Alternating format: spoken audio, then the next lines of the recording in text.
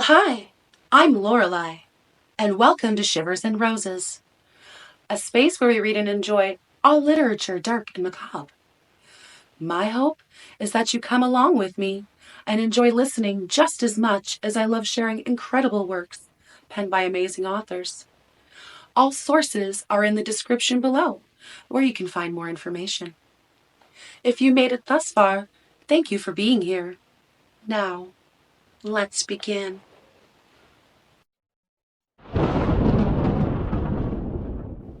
Visible, invisible, a fluctuating charm. An amber-colored amethyst inhabits it. Your arm approaches, and it opens and it closes. You have meant to catch it, and it shrivels. You abandon your intent.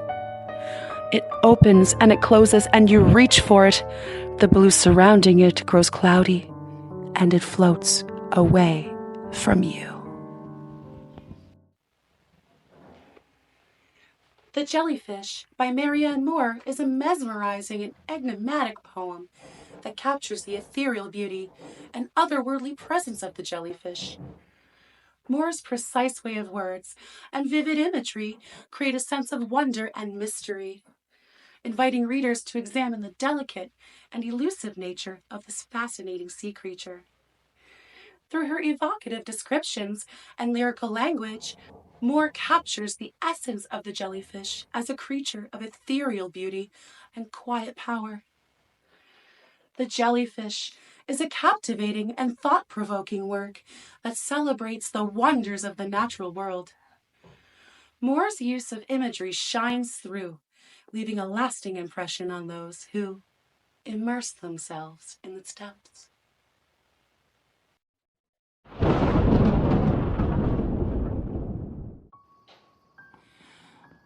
She rose among us, where we lay. She wept. We put our work away. She chilled our laughter, stilled our play, and spread a silence there. And darkness shot across the sky, and once and twice we heard her cry, and saw her lift white hands on high, and toss her troubled hair. What shape was this who came to us, with basilisk eyes so ominous, with mouth so sweet, so poisonous, and tortured hands so pale? We saw her wavering to and fro. Through dark and wind we saw her go, yet what her name was we did not know, and felt our spirits fail. We tried to turn away, but still above we heard her sorrow thrill, and those that slept they dreamed of ill and dreadful things, of skies grown red with rending flames and shuddering hills that cracked their frames, of twilights foul with wings, and skeletons dancing to a tune, and cries of children stifled soon, and over all a blood-red moon of dull and nightmare sighs. They woke and sought to go their ways, yet everywhere they met her gaze, her fixed and burning eyes. "Who are you now?" we cried to her. Spirit so strange, so sinister, we felt dead winds above us stir, and in the darkness heard a voice fall, singing, cloying sweet, heavily dropping through that heat, heavy as honeyed pulses beat, slow word by anguished word. And through the night strange music went, with voice and cry so darkly blent, we could not fathom what they meant, save only that it seemed to thin the blood along our veins, foretelling vile delirious pains, and clouds divulging blood-red rains upon a hill undreamed. And this we heard, "Who dies for me? He shall possess me secretly. My terrible beauty he shall see, and slake my body's flame. But who denies me, cursed shall be, and slain and buried loathsomely, and slimed upon with shame. And darkness fell, and like a sea of stumbling deaths we followed, we who dared not stay behind. There all night long beneath a cloud we rose and fell, we struck and bowed. We were the plowmen and the plowed. Our eyes were red and blind. And some, they said, had touched her side before she fled us there. And some had taken her to bride. And some had lain down for her and died. Who had not touched her hair ran to and fro, and cursed and cried and sought her everywhere. Her eyes have feasted on the dead, and small and shapely is her head, and dark and small her mouth, they said, and beautiful to kiss. Her mouth is sinister and red as blood in the moonlight is.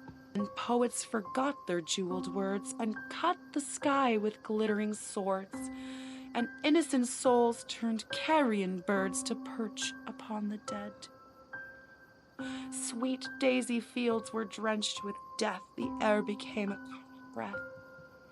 Pale stones were splashed with red. Green leaves were dappled bright with blood, and fruit trees murdered in the bud. And when the length at dawn came green as twilight from the east, and all that heaving horror ceased, silent was every bird and beast, and the dark voice was gone. No word was there, no song, no bell, no furious tongue that dreamed to tell. Only the dead who rose and fell above the wounded men. And whisperings and wails of pain blow slowly from the wounded grain, blown slowly from the smoking plains, and silence fallen again. Until at dusk from God knows where, beneath dark birds that filled the air, like one who did not hear or care, under a blood-red cloud, an aged plowman came alone, and drove his share through flesh and bone, and turned them under to mold and stone. All night long he plowed. The Vampire by Conrad Aiken is a chilling and atmospheric poem that explores themes of desire, temptation, and the darker aspects of human nature. Aiken's evocative language and powerful imagery create unease and foreboding in the reader, drawing them into a haunting and macabre world. The poem follows the narrator's encounter with a mysterious and seductive vampire, whose presence exudes an air of danger and allure. Through vivid language, Aiken captures the essence of the vampire as a symbol of forbidden desire and the allure of the unknown.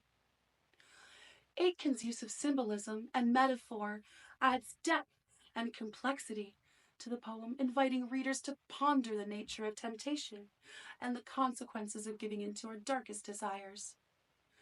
The Vampire is an amazing work that lingers in the mind long after the final stanza, showcasing Aiken's talent as a poet of the macabre and the supernatural.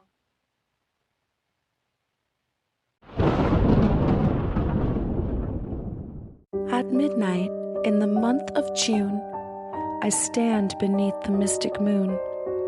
An opiate vapor, dewy, dim, exhales from out her golden rim, and softly dripping, drop by drop, upon the quiet mountaintop, steals drowsily and musically into the universal valley. The rosemary nods upon the grave, the lily lolls upon the wave, wrapping the fog about its breast. The ruin moulders into rest.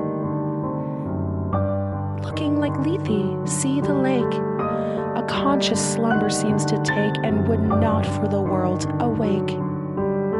All beauty sleeps, and lo, where lies Irene with her destinies. O lady bright, can it be right? This window open to the night? The wanton airs from the treetop, laughingly through the lattice drop. The bodiless airs, a wizard rout, flit through thy chamber, in and out, and wave the curtain canopy, so fitfully, so fearfully, above the closed and fringed lid, neath which thy slumbering soul lies hid, that o'er the floor and down the wall, like ghosts the shadows rise and fall. O lady dear, hast thou no fear? Why, and what art thou dreaming here? Sure thou art come o'er far-off seas, a wonder to these garden trees. Strange is thy pallor, strange is thy dress, strange above all thy length of tress, and all this silentness. The lady sleeps, oh may her sleep, which is enduring, so be deep. Heaven have her in its sacred keep.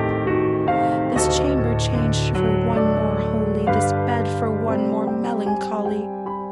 I pray to God that she may lie forever with unopened eye, while the pale sheeted ghosts go by. My love, she sleeps, oh may her sleep, as it is lasting, so be deep. Soft may be the worms about her creep. Far in the forest, dim and old, for her may some tall vault unfold, some vault that oft hath flung its black and winged panels fluttering back, triumphant o'er the crusted palls of her grand family funerals. Some sepulchre remote, alone, against whose portals she hath thrown, in childhood, many an idle stone. Some tomb from out whose sounding door she'll ne'er shall force an echo more. Thrilling to think, poor child of sin, it was the dead who groaned within. The Sleeper is a haunting and evocative poem that delves into themes of death, beauty, and the passage of time. Poe's masterful use of language and imagery create a dreamlike atmosphere, drawing the reader into a world of darkness and mystery. The poem centers around a beautiful woman who has departed from this world and lies in rest as her loved one speaks to her. Surrounded by a surreal and somber landscape, Poe's vivid descriptions and rich symbolism paint a picture of melancholy and decay, as he explores the fleeting nature of life and the inevitability of death. Through his intricate use of poetic devices and vivid language, Poe invites us, the reader, to contemplate the fragility of beauty and the transience of existence. The Sleeper is a haunting and mesmerizing work that showcases Poe's skill as a master of Gothic poetry, leaving a lasting impression on those who dare to enter its dark and eerie world.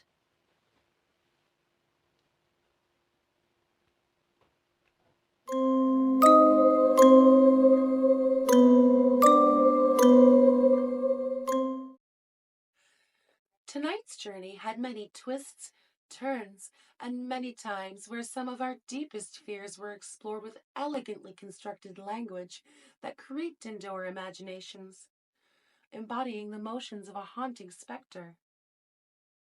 As vastly different in style as each of these poems are, they all possess one underlying theme, reaching our innate deep-seated fears to make us shiver. Each are haunting, thought-provoking, and beautifully written. Thank you very much for joining me. I appreciate you being here for the first ever video on this channel. I hope that we can create and foster an amazing community here on YouTube. If you like this video, please consider subscribing and giving a like and share to your friends. It means a lot, and it makes me smile to know you enjoy the content. And of course, all sources are in the description of this video. Thank you for taking the step into the dark with me. Until next time, don't be afraid of the shadows.